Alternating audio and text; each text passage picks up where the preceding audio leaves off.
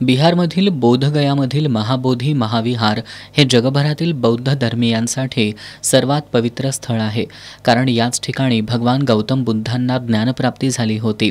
या महाविहाराच्या व्यवस्थापनामध्ये बौद्ध धर्मीयांना स्थान नसल्यानं बौद्ध धर्मीयांमध्ये अस्वस्थता आहे. महाबोधी मुक्ती आंदोलनाचा भाग म्हणून आज भारतीय बौद्ध महासभा कोल्हापूरच्या वतीनं जिल्हाधिकारी कार्यालयावर मोर्चा काढण्यात आला होता.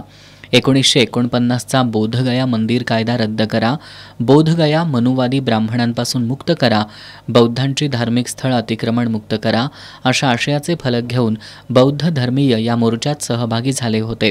दसरा चौकातून सुरू झालेला हा मोर्चा शहराच्या प्रमुख मार्गांवरून फिरून जिल्हाधिकारी कार्यालयाच्या ठिकाणी आल्यानंतर या ठिकाणी ठिय्या आंदोलन करत घोषणाबाजी करण्यात आली.